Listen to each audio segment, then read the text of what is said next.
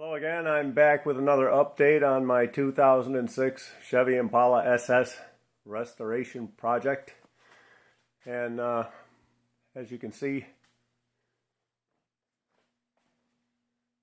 I have coated the whole bottom with bed liner. And that's this product here. They call it Liner Extreme. This is the second vehicle I've used this on. You get a kit that has 2 gallons, and I went through probably a little over 3 gallons. The kit is supposed to do one truck bed, and I knew it wasn't going to go that far. It doesn't. The coverage isn't as it goes on pretty thick, and so you know, it's not going to spread out as far as you think. So you need a lot of it. And yeah, I put about 30 pounds of material on this thing, and this Liner Extreme product, it's a professional grade product, and like I said, I did this on my truck. This is the second vehicle that got this. I've got some experience with putting this stuff on, and there is a learning curve, and it's labor intensive. Getting this stuff mixed and getting it sprayed and everything. Well, you know, if you're somebody who's just you know, on a consumer level and you want everything all figured out, convenient, easy, plug and play, it's probably not for you. But anyways, yeah, they do give you a gun to shoot it with, and the gun is pretty much disposable, but you can clean it up if you want. I've got more than one of these. You get a gun with each kit, and it shoots out of the can that holds the thinner, and you use that for the cup on your gun. And I could have cleaned this gun, but I just said the heck with it. I was too tired. I got out there yesterday and shot this thing. I had to put it in the driveway, and so anyway, there you go. But yeah, you definitely you need a respirator, the same kind of respirator that you use for paint. You don't want to breathe the fumes from this stuff. You need the same kind of respirator that you're going to use for your 2K urethane paint. You know, your Organic Vapors rated respirator. You're going to need to put on Tyvek coveralls. You're going to need to put on a hoodie. You're going to need rubber gloves. And you're gonna need to be dressed for it, and you're gonna figure out there's a learning curve. And getting this stuff mixed up is it's very labor intensive, and you're gonna have to come up with your own containers to mix it up. You're just gonna have to solve that problem yourself. And you know, I was already I knew that going into it. So yeah, this was a big job, man. I pushed this thing. I had nice weather yesterday. I pushed this thing out in the driveway, and I got it all shot. And yeah, look what I got now. You want to talk about rust proofing? You want to talk about rust proofing cars? Okay, I've got the last word. I've got the last word right here, buddy. If this ain't rust proof ain't rust proof. So anyways, looks are important here. So I'm not trying to apply this stuff, you know, to make it look pretty like a truck bed. What I did was I laid it on there, slathered it on, and then I went over it with a brush. And there's going to be places like these pocketed areas. You have to get in there with a brush. You got to really search for areas you miss. You know, if you're going to get down in all of these, there's just places, you know, blind areas like behind this wheel lip and behind this here. And yeah, you got to get in there with a brush. And you know, it's just a lot of work. And then you know, you have to mix it up 1 cup at a time. You cannot take the whole batch and mix it up, because it starts to thicken up.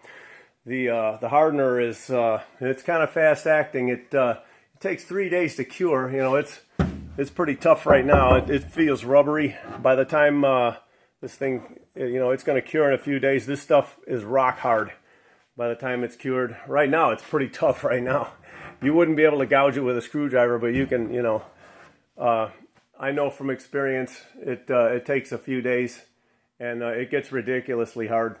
But it starts to thicken up when you mix it. You can only mix it up about a quart at a time, and then you got to hurry up and shoot it. And, you've got some work time, but it starts to set up. It starts to thicken up. So if you think you're going to mix all 3 gallons, and then, because this took all day, okay? This is an all-day job. And what I did was I'm laying this stuff on really thick, and I'm brushing it all over the place. And looks are not important, so who cares? And that's the good thing about it is I don't need to worry about what it looks like. But when you shoot it in a truck bed, it's going to look like this. It's going to, if you are worried about looks, you're just going to spatter it on there, and it takes this this kind of spatter coat texture, and you just want to do that evenly all around. And you have to mix it up thick, and it barely blows out of the gun. It just kind of blows out of the gun in little lumps. And you have to do that. It's got to be thick, because otherwise, once you get up on a vertical surface in your truck bed, if you mix it up too thin, and I did here a little bit, and then you'll get some runs and stuff like, I don't care. That's going to be unsightly on a truck bed, though. Under here, I don't care.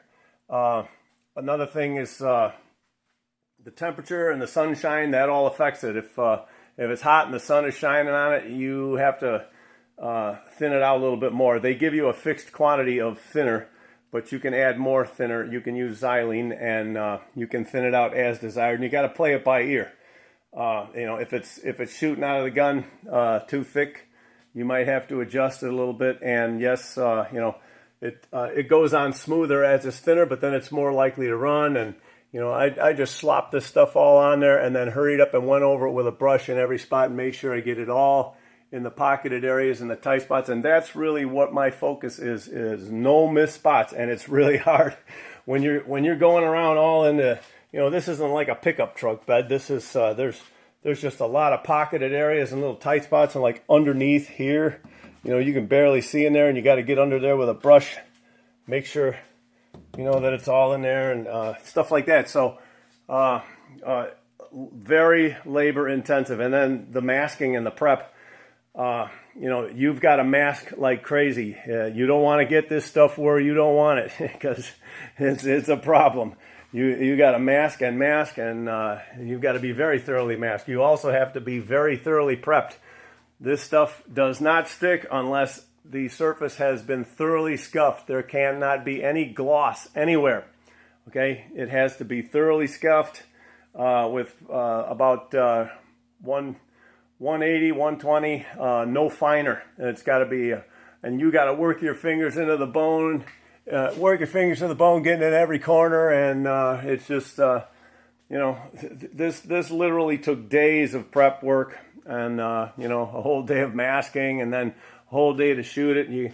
I was really tired by the time I got this done. So, anyways, you can see my mask line, and I came, all I want to do is get what's facing the road. I had to mask this flange off. There's a block of an electrical connecting.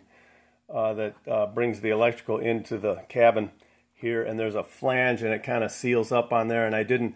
That's another thing. If you've got stuff where something mates to it, you got to take considerations for that, and don't load it up on there, because it might not fit, and then that stuff's rock hard, and it's hard to remove if you have to get it off. Over here, I left this open here. I'm going to make plastic covers that I'll just caulk them in there, and they'll be like semi-permanent after I no longer need access to anything. They'll be semi-permanent. You just get some 1/8-inch thick ABS plastic, stock, cut it in there, and you just use caulk, snot it in there, and it's semi-permanent. Can be removed if necessary, but probably never will need to be removed, and just keep that. And then I only did the very bottom of the radiator core support. I do not want to do the engine compartment, and I got other plans for that up on the firewall and stuff. So I'm only going to do what's facing the road, and extra emphasis on these wheel tubs. Boy, did I load it in these wheel tubs. It's just like I loaded some on there and then let it set up a little bit, and then loaded some more on there. Wiped it around with a brush and got all around in there and everything, and it's been loaded and loaded and loaded. And it is thick, and let me tell you folks, thickness matters. When it comes to salt spray, that's the whole reason why the original prime coat, which is You know, I talked about this before, but the original prime coat, which is this stuff, they dunk the car, and this stuff is piss thin. And up here in the roof line and everything's clean because it's not down near the road. But as you get near the road, the coatings need to get thicker, and they didn't. And the other thing is you can coat from the outside, and that's a good thing, but it gives you no protection on the inside. And I've done an extensive amount of external or internal coatings on this thing too. I've been using this product. Man, I must have gone through over 100 cans of this stuff. This is there's two versions of this. I talked about this before. This is the Plus, and they have the original, and they're two different formulations, and they have different properties. And I'm not done with that either. And I still, you know, all inside here, and because this stuff is black, and if some of it runs out on this, who cares? It's all black. It's all black under there. So anyways, yeah, the other thing is, yeah, I know this stuff works. I had this product here on this car when I first bought it. And this is Rust-Oleum Road Warrior, and this is different than Liner Extreme. Liner Extreme is urethane based. This is epoxy, but it's a two-part system. And the thing is, this was like 20 years ago. I saw some catalog that was closing this stuff out. Dirt cheap, and it was like about $30 a kit. There's a gallon in here. You got, you know, a gallon of part A and a quart of part B, and they give you a roller, and they give you a mixer, and you know, it's made to be applied with a roller. They don't give you a gun. You do not shoot this out of a gun. This is brush or roller only. And they don't make it anymore. It's discontinued. But I use this, and this is a good product. It was already on this car when the car was new.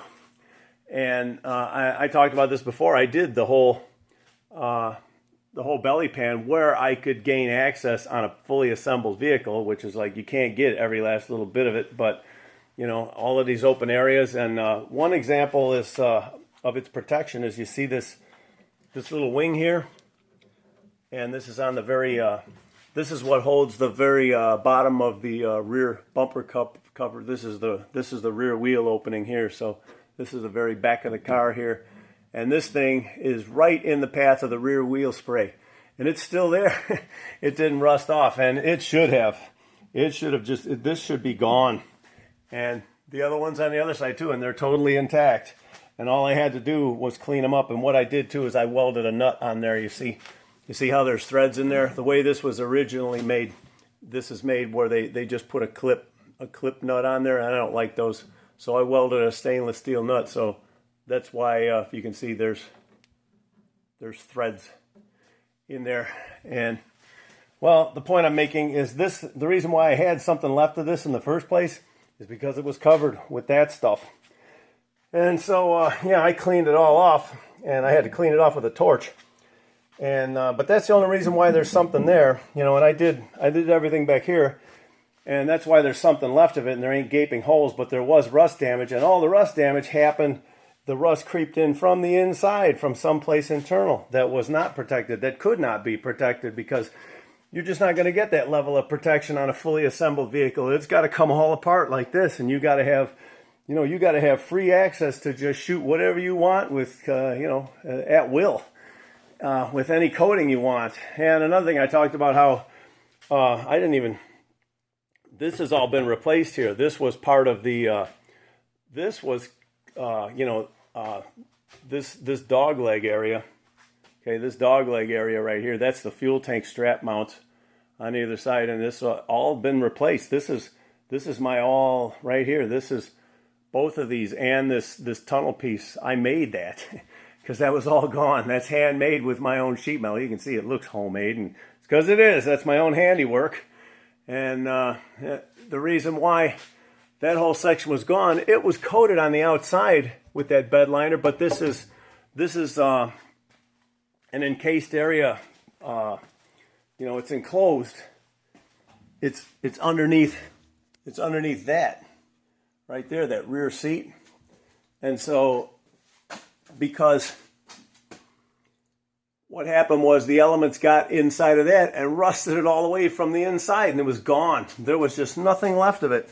So that's another example where you protect the outside, but you didn't do anything for the inside. And well, I couldn't do that, not without a fully, I would have had to strip the interior to get in there. Same thing with the rockers. You know, the rockers were gone. I had to replace that inner rocker, and the other, no, that's the side I repaired right there. Well, that's the right-hand side. That was repaired, and I replaced the inner rocker on the other side, and all that stuff was gone. It all wasted away from the inside. So the inside has been coated to the point of absurdity, and so has now the outside. And I'm just working my way to a completely 100% rust-proof vehicle. This thing is going to laugh at winters in the Rust Belt. And another thing you can do, well, and here's some stuff.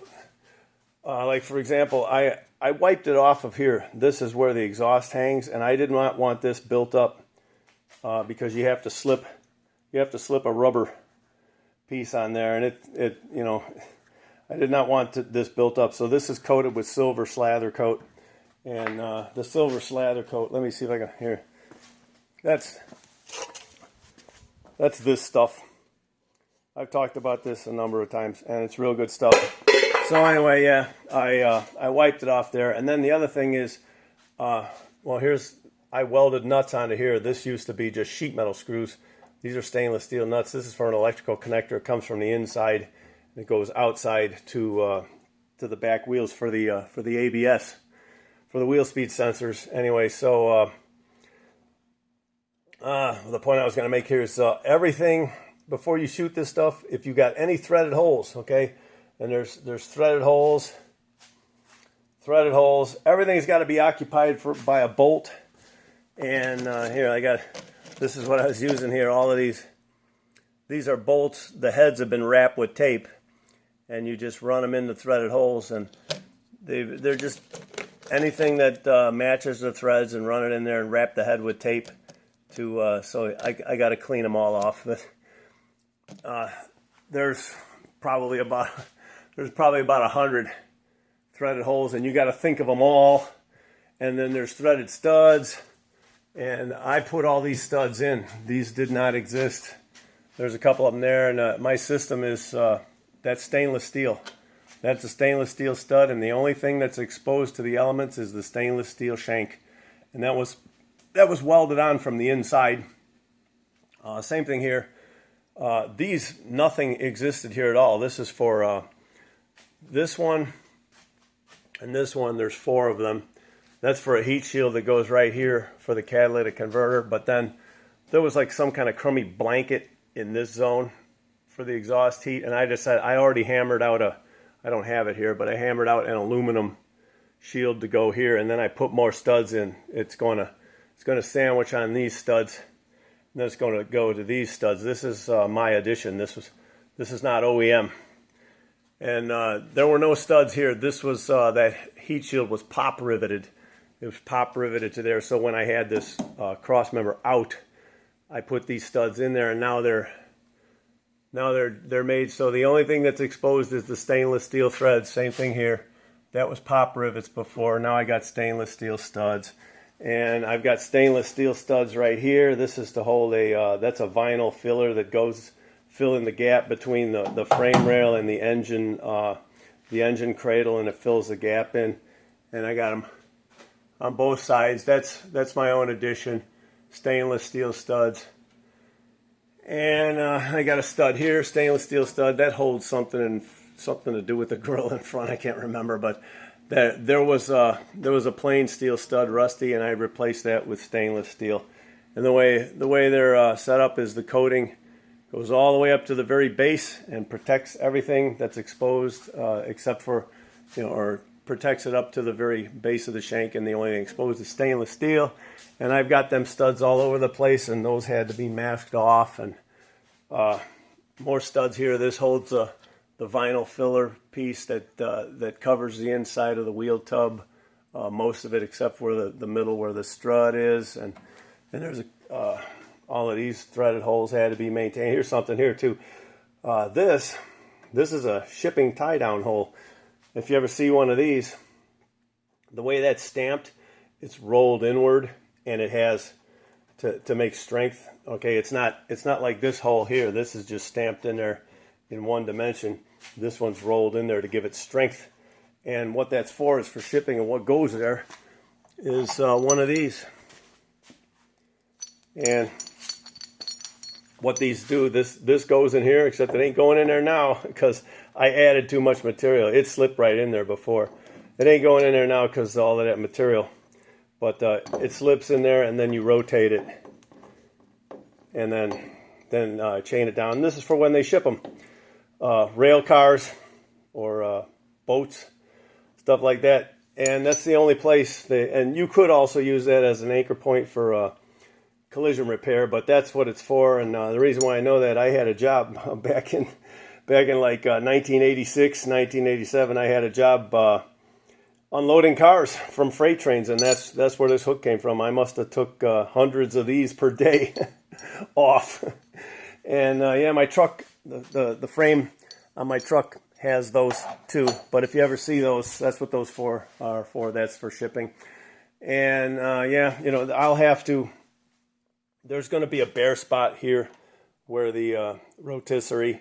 And then, you know, so when I get it off the rotisserie and back on the lift, I'll have to, you know, there's some spot application that'll have to be done here. So I didn't get too fussy about that, you know, and I'll just have to spot apply the bare spots. Same thing with the front of the frame rails, because of the way I have the rotisserie bolted to it, that, you know, I can carry this on and continue, you know, and just do the ends of the frame rail separately by hand, little spot application, do whatever I want there. And yeah, so anyway, it's very, very heavily protected now.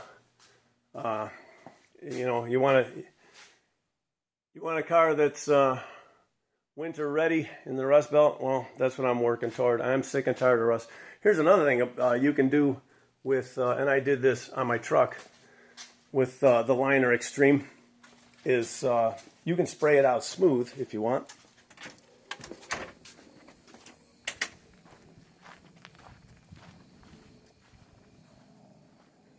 This tailgate, this was done with Liner Extreme. Now you see how smooth it is?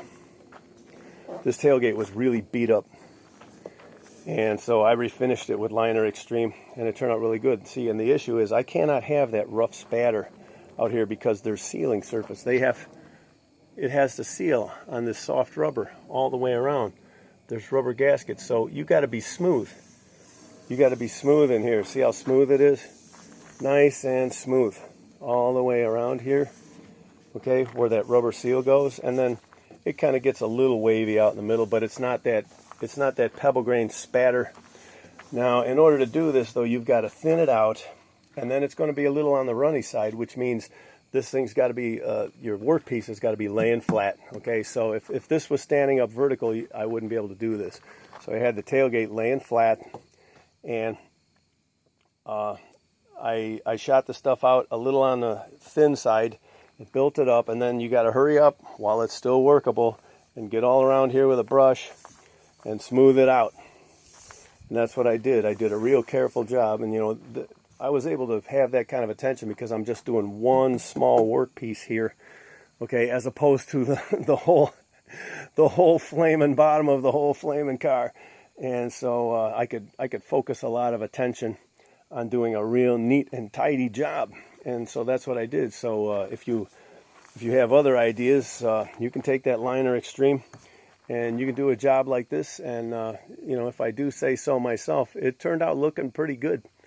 And it's very rugged. You know, I've already had some rugged stuff in and out of here, and it left a little scuff mark right there. And I've you know, nothing has gone through it. This stuff is very tough, very injury resistant. And you know, like I say, if you need it to look real neat and tidy and smooth, well, you can do that. It's gonna, you know, you're gonna have to practice a little bit, and you know, use your handyman sensibilities. Okay, but that's what I did, and I got that to turn out like that. And this hardware is all stainless. It's been upgraded, and Yeah, and these tie downs here, this is silver slather coat. This was 5 years ago, and they're still, these were all rusty. I had to take and clean them all off, and then I recoated them. They were black powder coat, and that black powder coat sucks. I don't like powder coat for anything outdoors. So I did these with the silver slather coat, and that's 5 years ago, and this thing's been on the road for 3 years, and they still look spanking new. And all this hardware here, this is all silver slather coat. Everything here, this stuff was all rusty. I had to replace all this stuff, the strikers and the bolt for the cable and all that stuff. And then here's another thing you need to consider. If you're gonna shoot that stuff, it gets everywhere. All right, you see this? This was not from yesterday. This is on the concrete from 5 years ago.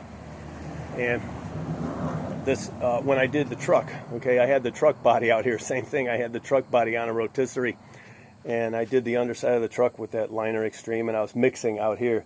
And so that's where I got it all over the concrete. And well, you can see this concrete is rough, and I don't care. But that's something you got to consider, okay? So it's been there for 5 years through all the winters and everything, and it hasn't come off. It's on there for good. You'll have to redo the concrete. You could probably get that off with a torch if you had to. You could probably burn it off with a torch. And then that's something you got to consider, though. If you've got a floor surface you're fussy about, you're going to have to cover it with tarps or something, because that spatter gets everywhere. Look at here. I got it on the garage. I got it on the garage right there. You see that? And I don't know how, I think that's from yesterday, but yeah, this plastic trim, it'll scrape off. I can kind of scrape it off with my fingernail here. There I go. Well, and maybe that one is kind of tough. I don't know. I already tried a couple. They're not really there. I got that one. See that? Yeah, I banged up my fingernail. But anyway, the garage door was open. So, but the thing is, and this needs to be sided anyway. I've got no siding on here right now, but the trim. But well, that's I'm an idiot and I don't care. But that's something you got to consider when you're out here shooting that stuff. The overspray, it spatters around, and you got to be aware of that. So you got to decide what you care about or whatever. And if you're gonna see the spatter, and the frame was sitting right about here on the concrete. I could not push it out into the gravel very far. I had the wheels out a couple feet into the gravel. I had a piece of sheet metal because you can't roll the wheels on the gravel. So anyway, I was kind of like, I was about three or 4 feet away from the garage, and that's how far the spatter goes when you're shooting that stuff. And you can see here, I don't know, yeah, I think you can see that. See, there's spatter on this tarp, so the frame was sitting about, or the body, the rotisserie was sitting right about where that truck is right now. And over to here, that's like about a good 8 feet away. And so you wouldn't want to have a car anywhere. I already knew that. I took the truck and parked it around the back of the house. And I don't care about this tarp, but that's the thing. And the spatter's going up here, and I don't know. It probably ends right about in there. So that's something you got to consider. It's going to get on the driveway. And like I say, I didn't mix out on the driveway. This is from 5 years ago. I was mixing out on the driveway, and it makes a colossal mess. This stuff is thick. It's hard to mix. It takes a lot of muscle. You got to stir it by hand. You cannot use a drill. They tell you not to use that. And the reason why they don't want you to use a drill mixer is because it's too aggressive, and they say it makes it set up too fast if you do that. And the stuff starts setting up, and it'll get unsprayable in the pot. And so, yeah, and I was in here. I was mixing right about here. And you can see I wiped it up. So, and I don't care about this floor. So I wiped most of it up. But I had a mess there, and I didn't care, though. And but if you do care, that's the point I'm making. If you do care and you're going to do this stuff at home, you got to be thinking about that. This is professional grade material. It's not meant to be consumer easy. It's a lot of work, I was exhausted by the time I got done with this yesterday. It's an all-day job. It takes days to get ready, get everything prepared, and then it takes all day to get it shot. Yeah, here's another thing too. I did just the lip where this is exposed, and that's you can paint over this stuff. I did this on my truck too. You can paint over this. You can just take the paint and as long as you prep it, you'll have to sand it and scuff it and make sure it's clean and everything. But I did that on purpose because the underside of the wheel opening lip, both sides, I don't know if you can see it over there, but anyways, then I had to leave this clean. This is just the silver slather coat, and the reason why is because the bumper cover mates to this. You see this here? This is this I had to replace this. This one was rusted off. It was a goner, and I had to make a new piece of metal and weld it in there.